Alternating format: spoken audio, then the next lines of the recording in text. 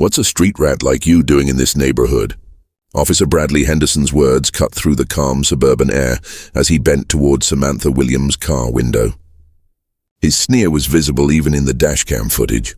Samantha's hands stayed perfectly still on the wheel. "Officer, I think there's a misunderstanding." "Don't lecture me," Henderson snapped, his voice sharp. He slammed his palm against the roof, the metallic thud echoing down the block. "Out! Hands where I can see them!"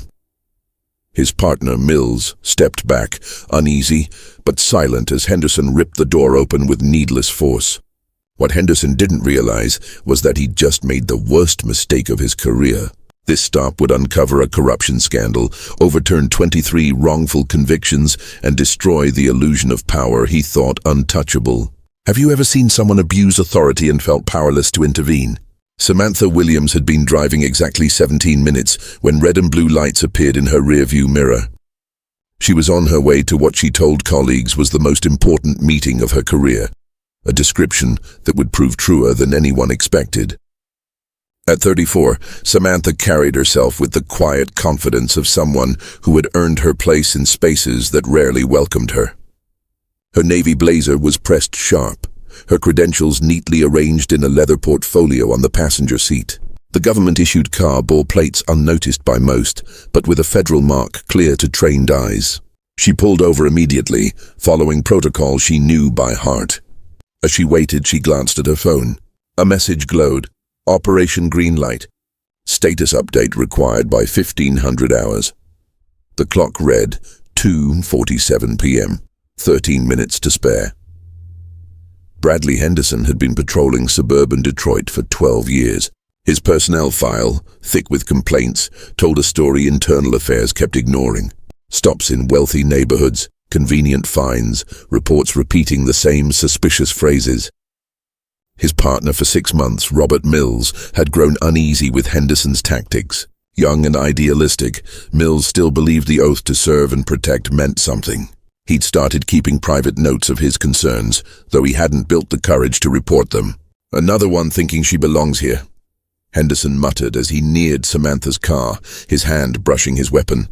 Mills followed reluctantly, dread tightening his stomach. The dashcam and body cameras recorded everything. What they wouldn't capture was Henderson's sleight of hand, a move perfected after years of planting evidence.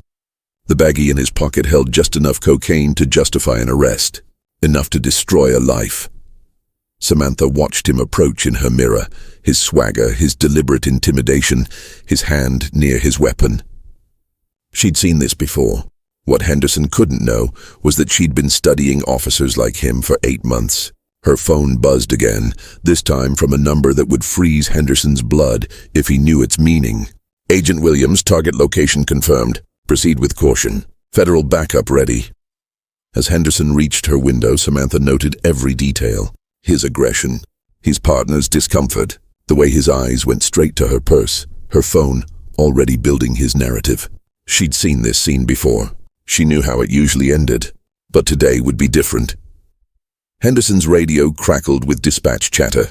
What dispatch didn't know was that federal agents were already monitoring police channels in this district. The investigation bringing Samantha here had been building for months, sparked by arrest patterns that caught attention far above Henderson's reach. "Vehicle registration shows government fleet," Mills murmured, checking his tablet. Henderson waved it off. Probably some city clerk thinking she's important. His laugh carried the weight of 12 years of unchecked power. In her car, Samantha's phone showed 17 missed calls from a federal line. Her backup team was restless. The operation she was meant to oversee was critical, a multi-agency bust built on months of surveillance. But first, she had to survive this stop without blowing her cover. None of them realized this routine encounter was the thread that would unravel everything. Henderson's corruption, hidden for more than a decade, was about to collide with federal justice. As Henderson's fingers tapped his weapon and his smirk spread, he had no idea the woman before him wasn't prey. She was the hunter, and he had walked into her trap. The clock on Samantha's dash read 2:51 p.m. In 9 minutes, her absence would set off a chain of events that would bring the entire house of cards crashing down. "License and registration," Henderson demanded, skipping pleasantries. His tone dripped with assumed power, the voice of someone never challenged. Samantha moved slowly toward the glove box, her actions deliberate, visible. "May I ask the reason for the stop, officer?" "You may not." Henderson's reply was sharp, dismissive. "Just hand over your papers and keep quiet." Mills shifted behind him, uneasy, recognizing the pattern. This wasn't about a traffic infraction. It was about control, dominance, putting someone in their place. He'd seen it many times, but something here felt different. The woman's calm was unnatural, almost like she expected it. Samantha handed over her license and registration through the window. Henderson snatched the documents without looking at her, but when his eyes flicked across them, something made him hesitate. The registration showed a government fleet mark. The license listed an address far from this neighborhood. "What's someone like you doing driving a government car?" Henderson's question dripped with suspicion and something more. "I work for the federal government," Samantha replied evenly. Her voice carried no fear, no defensiveness, only fact.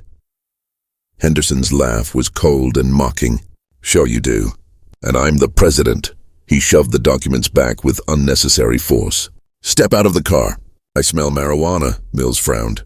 Standing close, he knew there was no such smell.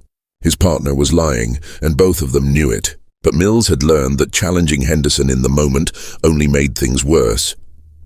"Officer, I haven't been smoking anything," Samantha said calmly. "I do not consent to a search of my vehicle." Henderson's face darkened. The phrase "I do not consent" was like a red flag to him. In his mind, only guilty people invoked their rights. Only those with something to hide refused. "Don't you dare quote the Constitution to me," Henderson snarled, stepping closer. "I've been doing this job since before you were in high school. When I say I smell marijuana, I smell marijuana." He turned to Mills with exaggerated certainty. "Mills, you smell that too, don't you?" Mills felt his stomach tighten. This was the moment he had dreaded for months. The point where he would have to choose between conscience and career. He looked from his partner to the woman in the car, who met his gaze with a knowing calm. I don't smell anything," Mills said quietly. Henderson's face flushed red. "What did you say?" "I said I don't smell marijuana," Mills repeated, his voice a little stronger. "Then maybe you need your nose checked," Henderson snapped. "Or maybe you need to remember who's senior here." Samantha watched with sharp interest. The tension between the two was exactly what she had been briefed to expect. An older officer with shady tactics and a younger partner caught in the middle. This was corruption unfolding in real time. "Officer," she tried again, "I need you to call your supervisor. I have a federal meeting I cannot miss," Henderson exploded. "Federal meeting? Federal meeting?" His voice rose to a shout. "Lady, the only meeting you're having is with a jail cell if you don't shut your mouth and step out right now." He yanked the door open so hard Samantha had to grip the wheel to steady herself. "Hands where I can see them. Move slow."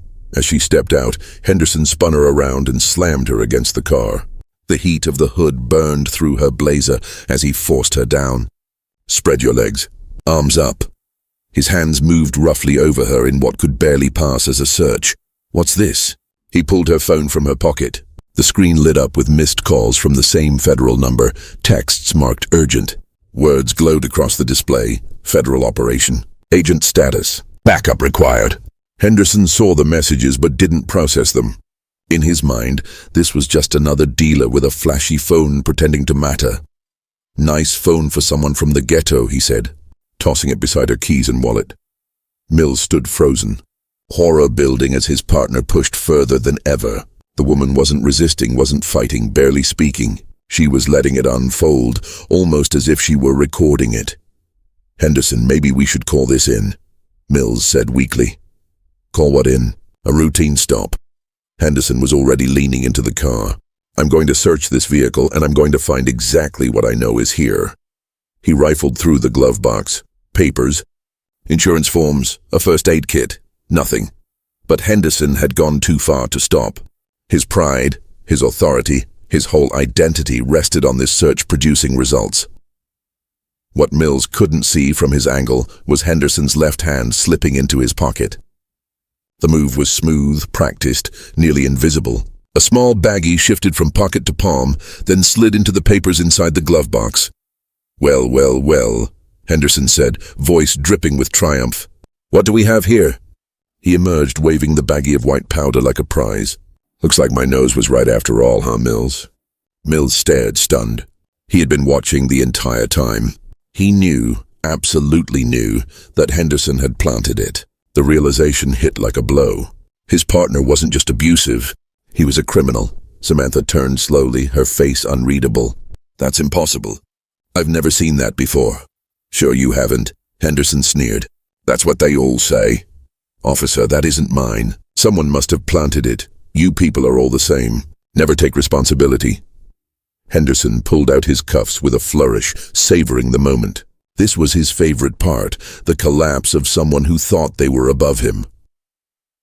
"You're under arrest for possession of a controlled substance," Henderson declared loudly, hoping neighbors could hear. "You have the right to remain silent, though I doubt you will." As the cuffs locked into place, Samantha's phone buzzed where Henderson had tossed it. The screen lit with an incoming call from a number that would have changed everything if he had cared to check. DEA Emergency Response Team.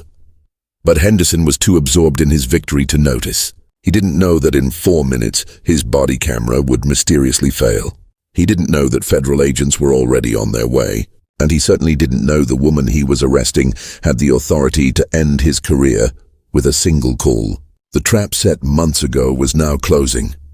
The ride to the station was a portrait of opposites.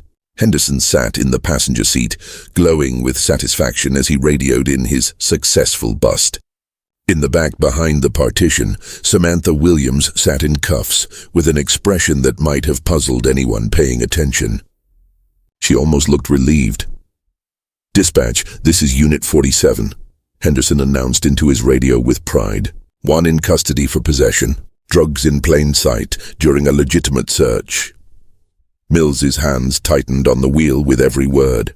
The lie was so brazen, so rehearsed, it made his stomach twist. He caught Samantha's calm reflection in the rearview mirror. "Copy that, Unit 47, dispatch replied. "Bring her in for processing." The Detroit station buzzed with its usual rhythm. Paperwork shuffled, suspects waited in holding, officers moved with mechanical routine. None of them knew they were about to witness the start of the largest corruption scandal in department history. Desk Sergeant Maria Rodriguez had processed thousands, dealers, thieves, abusers. She handled them all with practiced efficiency. But when Henderson walked in with his arrestee, something felt off immediately. The woman in cuffs was impeccably dressed, navy blazer crisp, posture straight. Not the beaten slump of a drug suspect. And when their eyes met, Rodriguez saw it. This woman wasn't afraid. She was waiting. "What have we got, Henderson?" Rodriguez asked, opening the booking form. "Cocaine possession," Henderson declared loud enough for half the room to hear. "Found it in her glove box." "Another dealer trying to run drugs through here." Rodriguez began intake. "Name?" Samantha Williams, came the steady reply. "Address?" Samantha listed one that made Rodriguez's fingers pause. "Federal housing. Restricted to government employees." "Occupation?" The faintest hesitation. "Federal employee." Henderson laughed. "Yeah, right. Probably works for the post office." Rodriguez moved on, cataloging personal items. Expensive watch, leather purse, limitless credit cards. Then, at the bottom of the purse, her fingers closed on something that froze her. A badge. Not just any badge, a federal badge, paired with credentials she instantly recognized. She pulled it out slowly, checked it against the ID card beside it. "Henderson," she called, voice sharp. "You need to see this," but Henderson was busy bragging to others. Caught her red-handed. Tried to claim she was federal. "These people think if they lie big enough, we'll buy it." Mills watched as Rodriguez examined something from Samantha's purse. He saw her pale, saw her hands shake as she reached for the phone. "Henderson!" Rodriguez shouted. "Get over here now." The urgency cut through his boasting. He swaggered over, still riding high. "What's got you so worked up, Rodriguez?" She held up the badge and ID. "Do you know what this is?" He glanced dismissively. "Fake. They're getting better these days." "It's not fake." Rodriguez's voice dropped. "I ran it through the federal system. It's real." For the first time since the stop, Henderson's confidence cracked. That's impossible. Rodriguez turned her monitor toward him. Clear as day. Samantha Williams, Special Agent, Drug Enforcement Administration. Active status. Security clearance that made Rodriguez's head spin. Henderson, she said slowly. You just arrested a DEA agent. The color drained from Henderson's face. The room grew quiet as officers gathered, tension filling the air. Mills felt both vindication and terror. He had known the stop was wrong, had seen the evidence planted, but this was beyond imagination. In the holding area, Samantha sat calmly, watching the drama with professional detachment. She caught Mills' eye and gave the slightest nod, acknowledgement that he had tried to stand on principle. Henderson stared at the badge like it might burn him. There has to be some mistake. She can't be. I mean, look at her. Look at her. What? Rodriguez's question hung like a blade. Before Henderson could answer, the station phones began to ring. One line, then another, then another. Federal agencies didn't wait for locals to figure things out. Reinforcements were coming. At exactly 3:17 p.m., the first federal agents walked in. They moved with quiet certainty, authority radiating from every step. Special Agents Marcus Carter and Patricia Brooks presented credentials with ease. Behind them, two more in dark suits stood watch, drawing every eye in the station. We're here for Agent Williams, Carter announced, his voice carrying through the silence. We understand she's being held here. Henderson, who had been frozen near Rodriguez's desk for 10 long minutes, finally managed to speak. Agent Williams, there's no agent here. We arrested a drug dealer named Samantha Williams. Chen turned slowly toward him, his expression impossible to read. Officer Henderson, correct? He checked the tablet in his hand. You detained DEA Special Agent Samantha Williams at approximately 2:50 p.m. on drug possession charges. That's impossible, Henderson blurted out. She's a dealer. I found cocaine in her car. Agent Brooks stepped forward, her tone sharp as glass. Officer Henderson, Agent Williams has been undercover for the past 8 months, investigating corruption inside this very precinct. The important meeting she was driving to, that was a federal operation she was supposed to oversee. The weight of her words struck Henderson like a series of blows. The entire station had fallen into silence. The only sound, the relentless ringing of phones. Federal agencies demanding answers about their missing agent. Rodriguez brought up Samantha's full record, now visible on her screen, complete with clearance codes Carter had supplied. Special Agent Samantha Williams. 12 years with the DEA, highly decorated, currently serving on the Federal Anti-Corruption Task Force. There has to be some mistake, Henderson insisted, desperation creeping in. She was driving where she didn't belong. She looked suspicious. Suspicious how? Carter's voice was a blade. She was. Henderson faltered, realizing how hollow the words sounded. She looked out of place. From across the room, Mills finally stepped forward. His voice was quiet but steady. Agent Carter, I need to report something. I witnessed Officer Henderson plant evidence in Agent Williams' vehicle. The statement hit like an explosion. Henderson spun around, his face burning. What did you say? I saw you plant the cocaine, Mills repeated firmly. I watched you pull it from your pocket and slip it into her glove box. Henderson's world crumbled in real time. Mills, you don't know what you're saying. You're stressed, confused. I'm not confused, Mills cut him off. I've been documenting your conduct for months.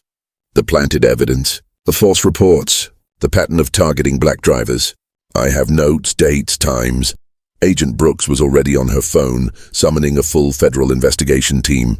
Carter walked to the holding area, where Samantha waited with remarkable calm. When he reached her, she looked up with the first genuine smile of the day. Marcus, about time. Sorry we're late, Carter said, unlocking her cuffs. Traffic was murder. The old joke carried a heavier meaning now. As the cuffs fell away, Samantha rubbed her wrists, her composure unshaken. Agent Williams, Carter said loudly for all to hear. On behalf of the DEA and the Federal Anti-Corruption Task Force, I apologize for the treatment you endured here today. Henderson stared at her, unable to process the transformation. The woman he had mocked, demeaned, and dragged in was being treated with the honor reserved for senior federal officials. You're really dare, he whispered. Samantha faced him directly, her voice unwavering. Special Agent Samantha Williams, Drug Enforcement Administration, badge number 2847. I've been investigating corruption in this precinct for 8 months as part of a federal task force. She reached into her purse, returned to her by a trembling Rodriguez, and produced a second badge, this one bearing the seal of the Federal Anti-Corruption Task Force. The operation you disrupted today was meant to expose systemic corruption. Instead, you handed us the clearest case of evidence planting and racial profiling we've seen in years. Henderson's knees nearly buckled. But you can't be... you mean... What, Officer Henderson? Samantha's question hung heavy in the air. His mouth opened and closed, but the ugly truth he'd been about to say was already written on his face. Brooks ended her call and stepped forward. A full investigative team is inbound. Crime scene specialists, internal affairs, federal prosecutors. This precinct is about to get very busy. Captain Robert Walsh, who had been in a meeting when the agents arrived, finally emerged. The sight before him, federal agents, his officer cornered, and a woman now revealed as a federal agent, sent his pulse racing. What the hell is happening in my station? Carter turned. Captain Walsh, I'm Special Agent Carter, DEA. One of your officers just arrested one of ours and planted evidence on her. Walsh went pale. In 25 years on the force, he had never faced a nightmare like this. Federal investigations, fabricated evidence, corruption charges. It was career-ending territory for everyone involved. Samantha observed the chaos with cold professionalism. This was exactly what she'd been sent to uncover: the casual racism, the abuse of power, the reckless destruction of innocent lives. But what struck her most was Officer Mills, standing off to the side, torn by what he had witnessed. In the middle of corruption and abuse, there was still someone willing to speak the truth even when it was costly. The federal probe would uncover years of systematic misconduct. 23 wrongful convictions would be overturned. Officer Henderson's career would collapse in disgrace and criminal charges. But right now, in this moment, justice was only beginning. The Detroit Metropolitan Police Station shifted overnight into something resembling a federal crime scene. Yellow tape sealed off sections of the building. FBI technicians dusted surfaces for prints, and federal investigators filled every room with interviews. Captain Walsh had barely slept. By 6 a.m. the following morning, his station was swarming with agents from the DEA, the FBI, and the Department of Justice's Civil Rights Division. The media had already caught the scent, and news vans crowded the street outside like scavengers circling prey. Internal Affairs Detective Sarah Martinez had handled many corruption cases in her 15-year career, but nothing like this. The evidence was overwhelming, the scope staggering, and the damage expanding with every interview. Henderson sat across from her in interview room 2, his union attorney at his side, looking like a man aged a decade overnight. His hands trembled as he reached for a cup of coffee long gone cold. "Let's go over this again, Officer Henderson," Martinez said, her tone carefully neutral. "You approached Agent Williams' vehicle at approximately 2:47 p.m. yesterday. Tell me exactly what happened." Henderson's lawyer, a sharply dressed man named David Kellerman, leaned forward. "My client has already answered these questions multiple times, and he'll keep answering them until we get the truth," Martinez replied evenly. She opened a thick file. Because right now, Officer Henderson's story doesn't line up with physical evidence, dashboard footage, or witness testimony. Inside were photographs that made Henderson's stomach churn. High-resolution stills from the patrol car's dashcam, enhanced by federal technicians, capturing every movement. Frame by frame, they told a story that destroyed his version. "Frame 47, Martinez said, sliding a photo forward.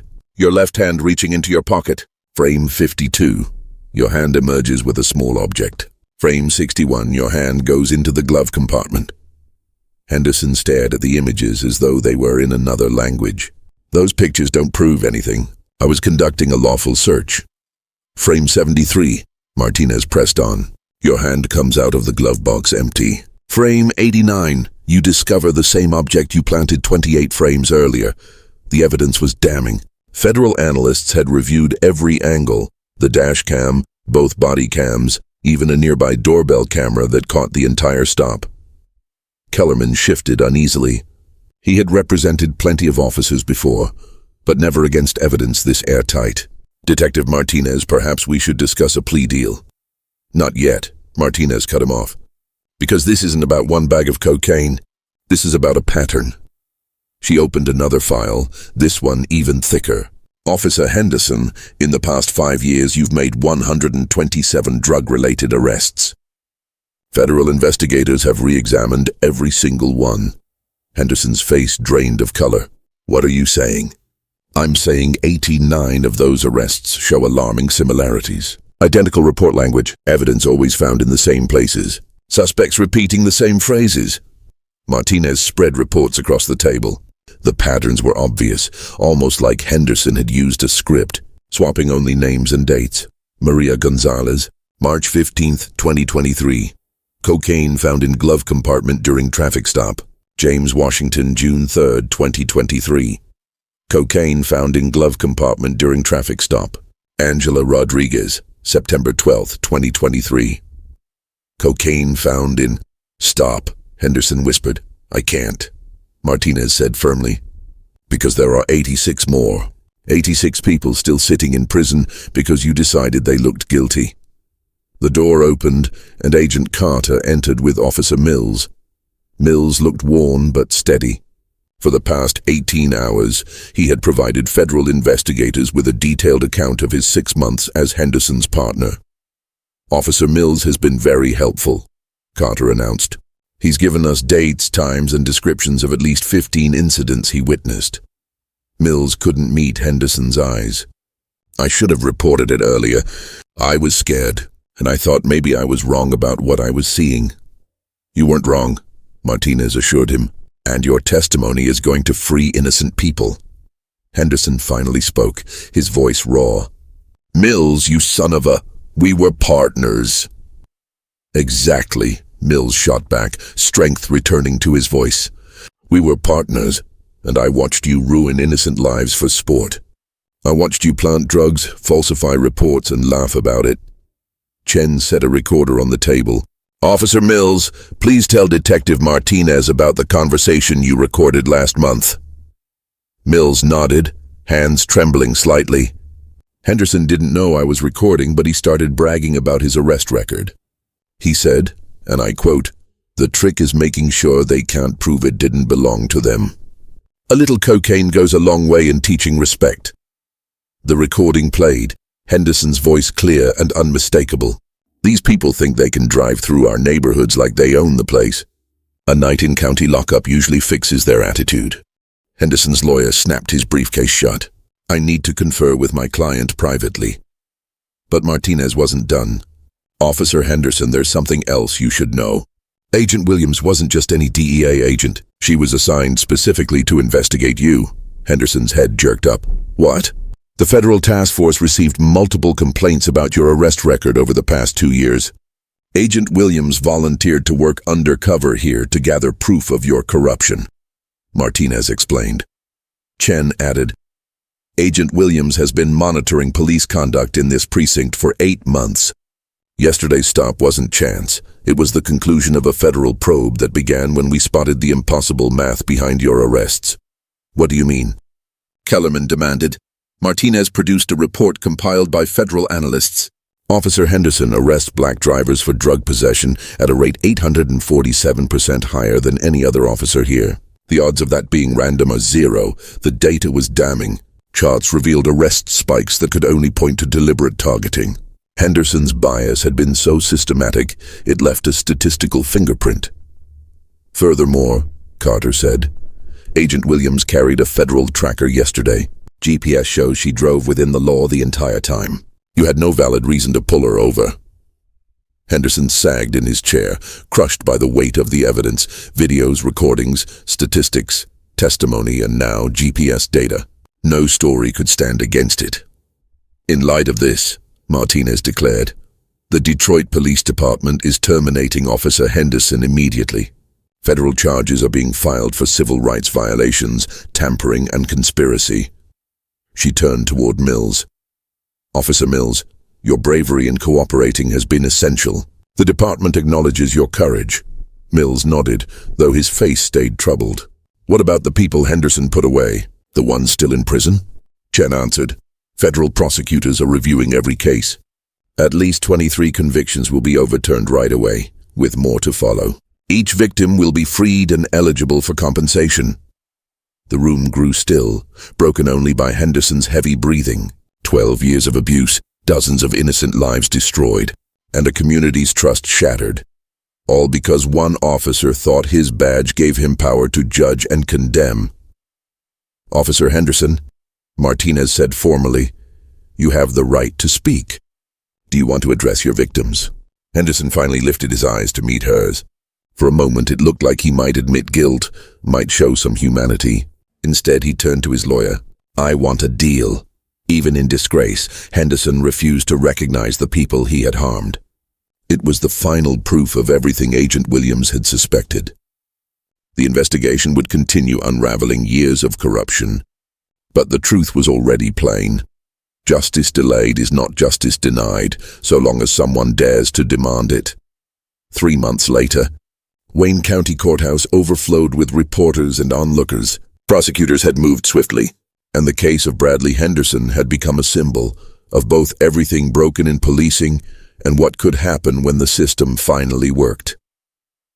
Henderson faced federal judge Patricia Morrison, his police uniform replaced by prison orange. The swagger was gone. He looked smaller, eroded by the weight of his crimes.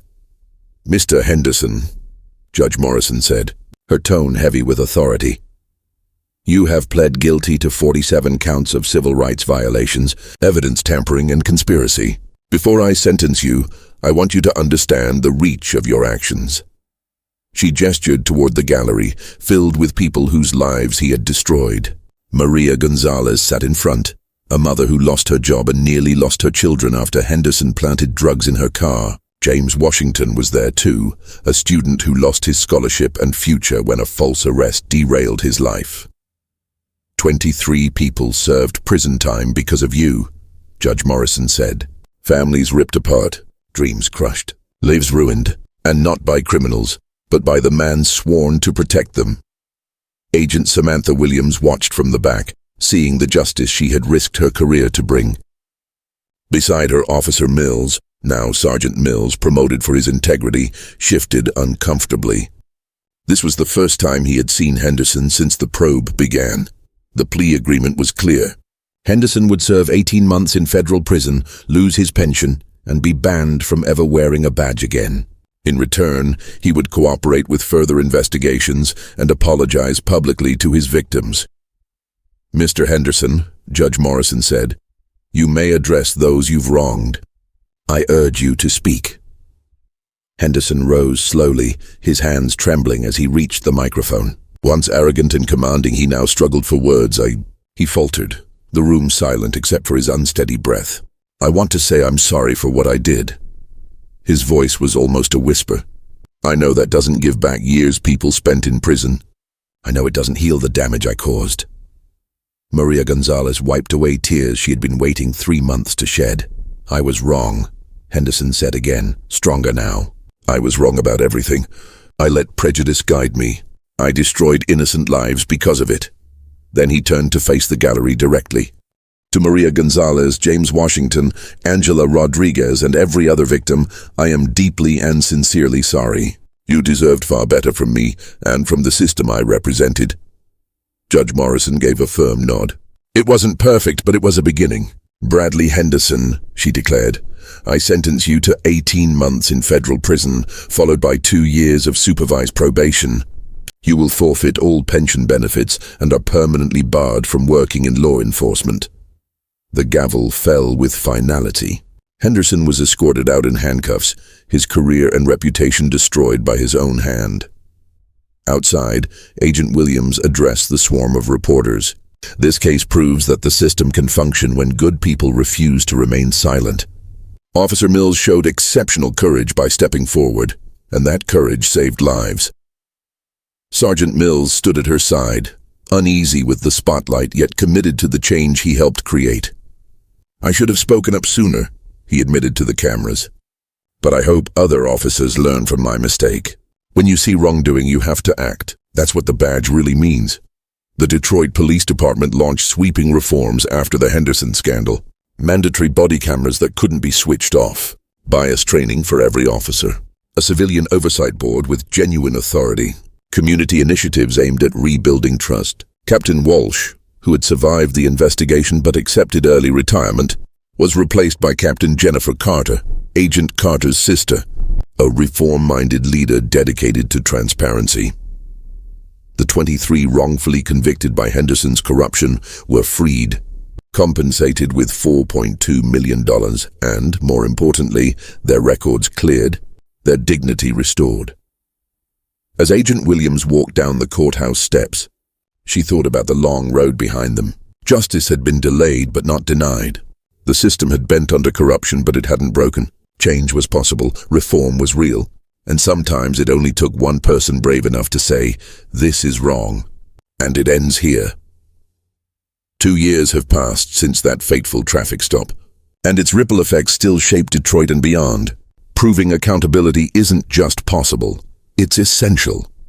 Agent Samantha Williams returned to her DEA work, but her fight didn't end with Henderson's conviction. She now leads federal training programs, teaching agents how to uncover police corruption.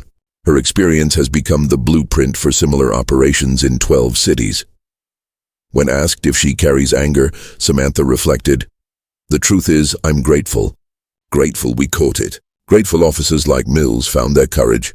Grateful the system worked the way it should." Sergeant Robert Mills has become a figure in reform circles. Reporting his partner's crimes didn't earn him favor among old-school officers, but it won him respect in the community he serves. His department now looks nothing like the one Henderson thrived in. Body cameras are mandatory and secure. Every stop is recorded and reviewed. Civilian oversight is not optional, it's required. The hardest part wasn't reporting Henderson, Mills tells rookie officers during training. The hardest part was living with myself when I stayed quiet. Don't make my mistake. Speak up when you see wrong, because the badge isn't yours. It belongs to the community that trusts you with it. The 23 people Henderson framed have rebuilt their lives, but their stories remain sharp reminders of the cost of corruption. Maria Gonzalez returned to school and became a paralegal, dedicating her career to guiding others through the justice system.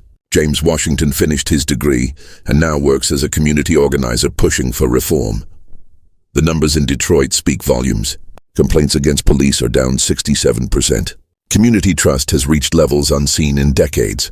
Use of force incidents have fallen by 43%, and officer retention is up, as honest cops no longer have to choose between conscience and career. But the most important change is harder to count. It's in the way officers approach their jobs, knowing accountability is not just policy, but a promise. It's in how the community engages, no longer expecting the worst, but still holding officers to the highest standard. Henderson was released from prison last month, having served his sentence. He now works quietly at a warehouse outside Detroit. His law enforcement career is gone forever. The system he once corrupted has moved forward without him, stronger for having faced its flaws head-on. The story of that traffic stop has been retold countless times, at trainings, community meetings, even congressional hearings. Each time it carries the same truth. Change is possible when people refuse to accept injustice as inevitable. Agent Williams puts it best. The badge, the uniform, the authority, it's all borrowed. Borrowed from the community that trusts you to use it wisely.